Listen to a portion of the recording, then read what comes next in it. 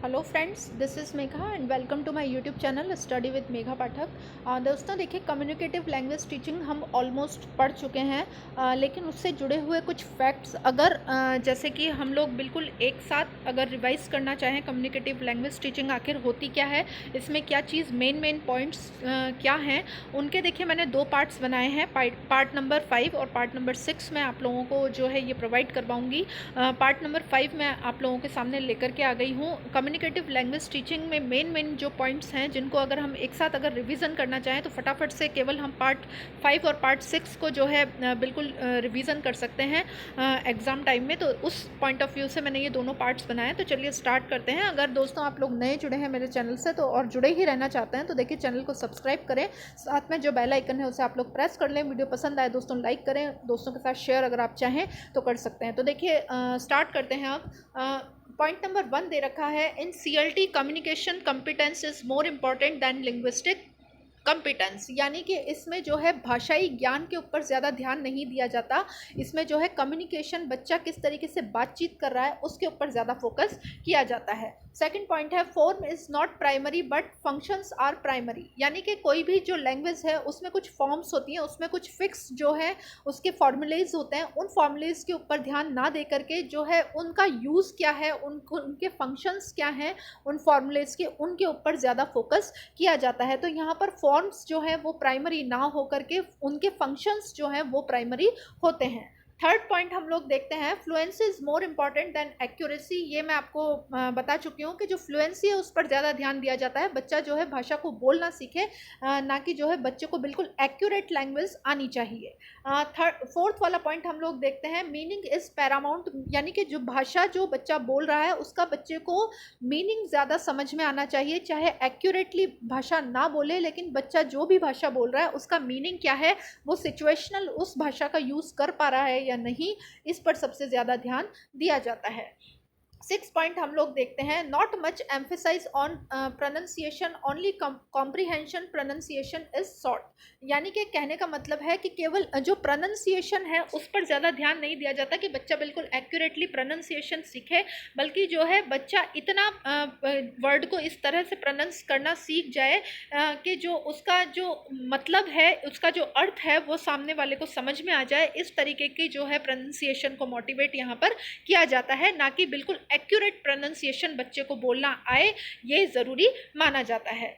7th point हम लोग देखते हैं, emphasise on the communication is short specially on communication competence. देखिए ये मैंने आपको बता दिया है कि जो बच्चा है उसके कम्युनिकेशन के ऊपर ज़्यादा ध्यान दिया जाता है, स्पेशली जो है यानी कि जो बच्चा है उसके communication is short specially on the communication competence. देखिए इसमें जो है मेन बात ये बताई गई है कि बच्चा जो है मेनली अगर कुछ भाषा में सीखे तो वो कम्युनिकेट करना सीखे, औरों से उससे बातचीत करना आना चाहिए। 8th पॉइंट दे रखा है, judicious use of native language is accepted. कहने का मतलब है कि इसमें पूरी तरीके से मदर टंग इग्नोर नहीं होती, हालांकि जो है मदर टंग का बहुत कम यूज़ किया जाता है। केवल जो है ज़रूरी जहाँ पर बच्चे को अर्थ समझ में नहीं आ रहा है या बच्चे को उसका वर्ड नहीं याद आ रहा है लैंग्वेज बोलते वक्त, तो देखिए वो अपनी नेटिव जो लैंग्वेज है उसको यूज़ कर सकता है, अपनी मदर टंग को यूज़ कर सकता है। 9th पॉइंट हम लोग देखते हैं, contextualization is basis for the reasonable premise. यानी कि संदर्भ के साथ, देखिए कॉन्टेक्सचुअलाइजेशन का मतलब होता है संदर्भ के साथ, जो संदर्भ के साथ यानी कि किसी भी रीजनेबल जो है यानी कि संदर्भ, हालांकि जो है यहाँ पर रूल्स एंड रेगुलेशन को फॉलो नहीं किया जाता, लेकिन अगर जहाँ पर ज़रूरी हो, जहाँ पर जो है चीज़ों को संदर्भ पे पढ़ना ज़रूरी है, केवल वहीं पर जो है कॉन्टेक्सचुअलाइजेशन को वेटेज दिया जाता है। 10th नंबर का पॉइंट हम लोग देखते हैं, CLT is a task based. The teacher is a facilitator, he acts as advisor answering the students questions and monitoring their performance. ये मैं आप लोगों को ऑलरेडी पॉइंट बता चुकी हूँ, हालांकि ये बहुत ही इंपॉर्टेंट पॉइंट है कि जो टीचर है फैसिलिटेटर के रोल में होता है। टीचर बच्चों के आंसर्स देने के लिए अवेलेबल होता है वहाँ पर, और उनकी जो परफॉर्मेंस होता है उसकी मॉनिटरिंग टीचर करता है। टीचर का जो मेन रोल होता है वो केवल इसमें इतना ही होता है। 11th नंबर का हम लोग देखते हैं, CLT is learner centered approach. The learner gets actively engaged in the process of learning. जो CLT है वो एक लर्नर सेंटर्ड अप्रोच है, यानी कि जो लर्नर है उसको जो है वो जो है मुख्य है, लर्नर को जो है एक्टिव इसमें रखा जाता है, ना कि टीचर को एक्टिव रखने पर जोर दिया जाता है।